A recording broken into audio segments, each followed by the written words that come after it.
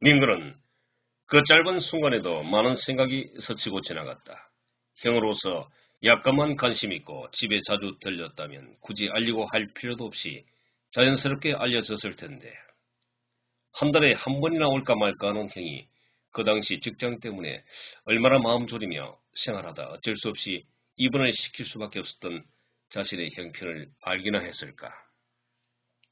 원영은 원영대로 기분이 별로 좋지 못하다. 이런 중요한 일에 장남인 자기 자신이 철저히 배제되었다는 사실만 놓고 보면 영 기분이 좋지 못하다. 민근아, 그래 입원은 했으니 어쩔 수 없다 치고 너도 직장 다니면서 계속해서 시간이 나겠냐?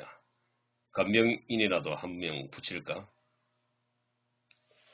말 좀 해봐. 오늘따라 영 말이 없네. 형, 나 말할 힘도 없거든. 나 식사하고 오면 안 될까? 아직 식사 안 했니? 식사하고 그리 기다리지 그랬어. 우린 불편할 것 같다. 병원 오다 먹고 왔다만.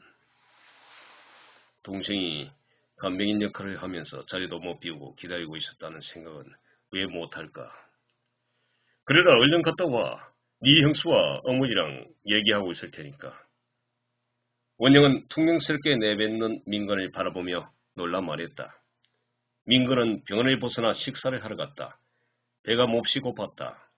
차라리 병문안이라도 올 양이면 식사 시간에 맞춰 와서 오붓한 자리라도 만들었으면 좋았을 텐데 하는 생각이 나면서 은근히 부하가 치밀어 올랐다. 병원 근처의 조그만 식당에서 민건은 때늦은 점심을 먹고 있었다.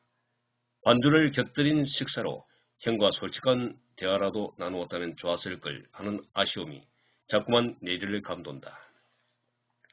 하지만 이내 부질없는 기대는 버리기로 생각을 바꾼다. 형이 정말 관심이 있었다면 진작에 병원에 입원했다는 소식을 들었을 때 달려왔을 것이기 때문이다.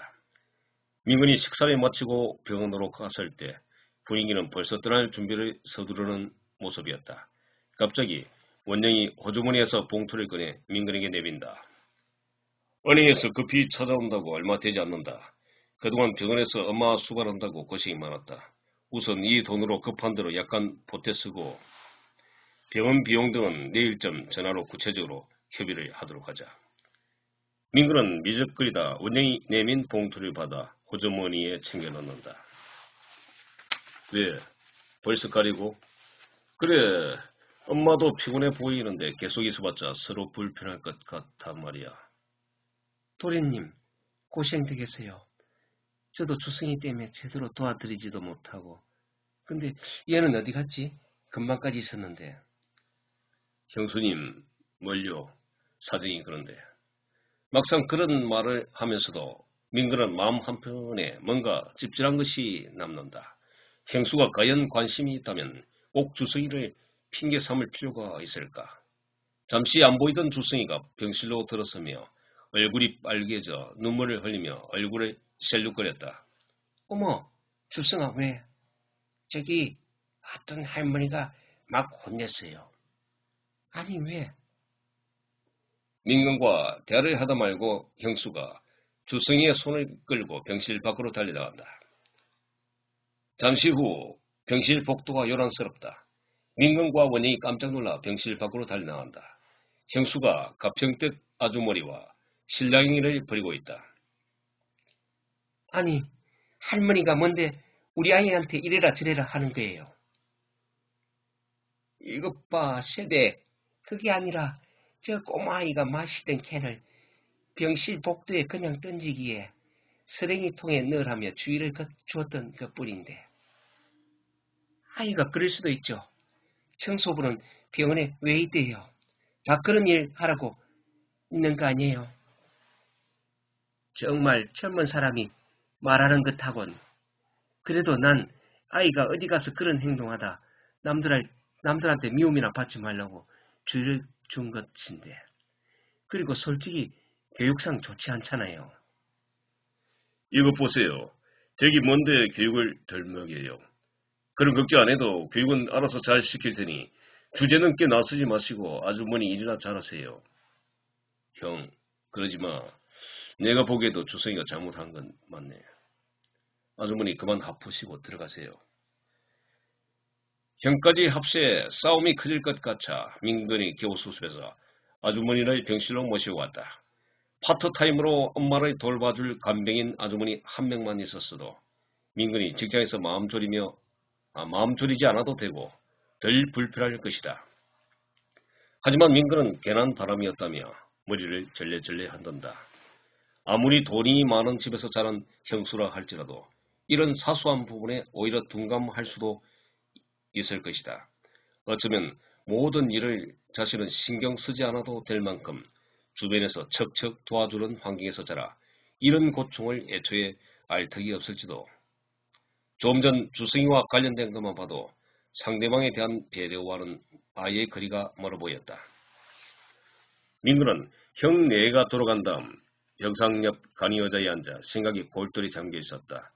엄마의 코 고는 소리를 필두로 하여 갑자기 병실은 어느새 곳곳에서 코 고는 소리로 요란해지기 시작했다. 민구는 그제야 간호사에게 알리고 병원에 나섰다. 밤이 깊어가는 병원 밖의 풍경은 고저넉했다. 민구는 차창을 열고 폐부 깊숙이 공기를 들이마셨다. 아무도 기다려주지 않는 집으로 돌아가려니 갑자기 외로움과 함께 서글픔이 몰려왔다. 18. 아침 일찍 찌뿌드드한 몸을 일으키곤 민구는 출근 준비를 서둘렀다. 이제는 식사든 옷이든 자기 몫이었다. 엄마가 건강했던 시절 같이 생활할 땐 이런 부분은 엄마가 준비해 주어 편했었는데 이제는 모든 걸 몸소 챙기려니 성가신 일이 한두 가지가 아니었다.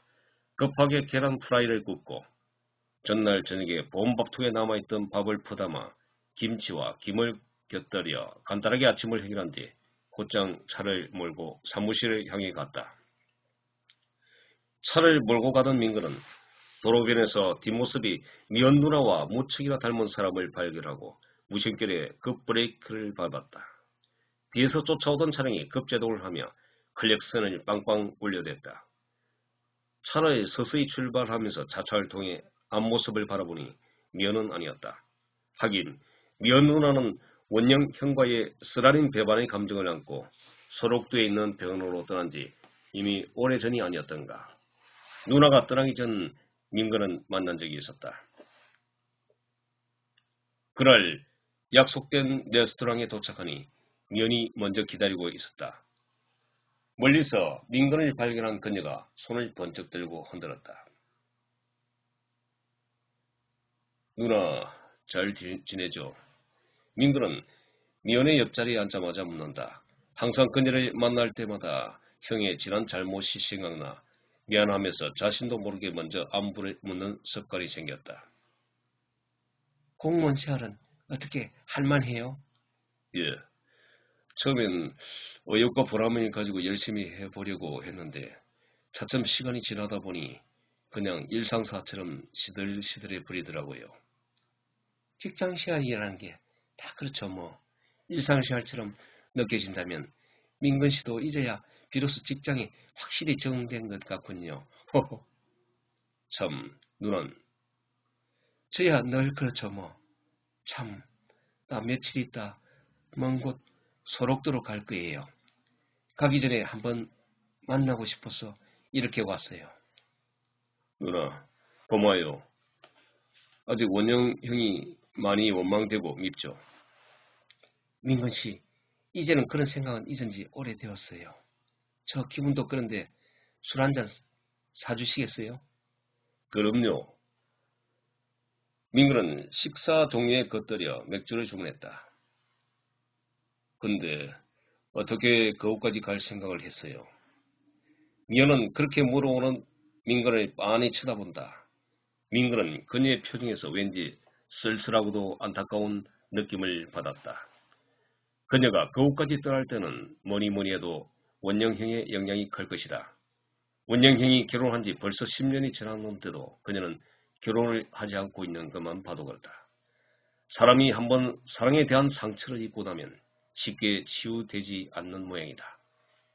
미연은 원영을 미워하면서도 아직도 민근에게서 그 새로운 첫사랑의 흔적이라도 붙잡고 싶은 걸까. 잊을만 하면 민근에게 연락을 채웠다. 물론 민근은 원영에게도 어머니에게도 그 사실을 한 번도 털어놓지 않았었다.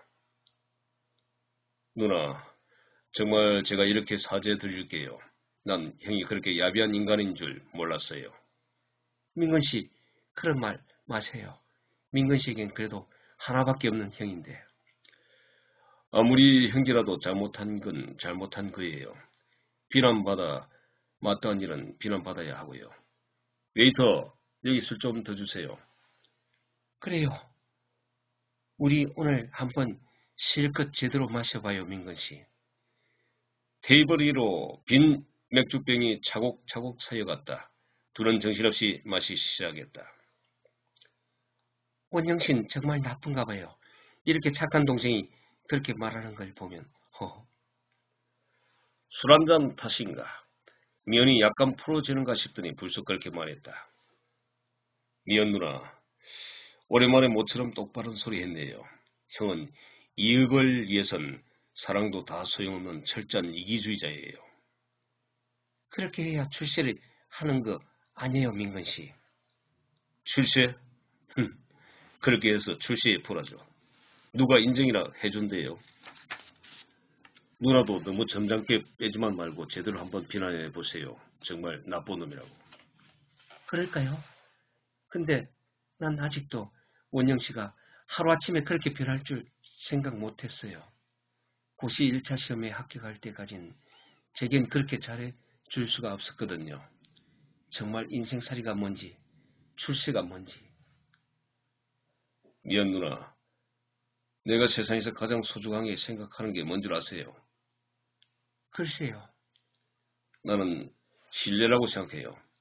원영 형은 제게도 엄마에게서도 이미 오래전에 그런 일로 신뢰를 잃었어요.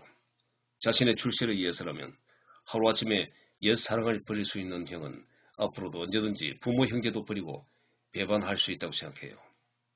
민근 씨, 아무리 그렇더라도 그렇게까지 비하겠어야. 아닙니다. 제 말이 틀리지 않아요.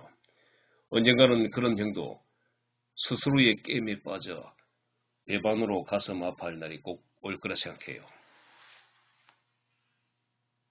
네, 오늘은 여기까지입니다. 다음을 기대해 주십시오.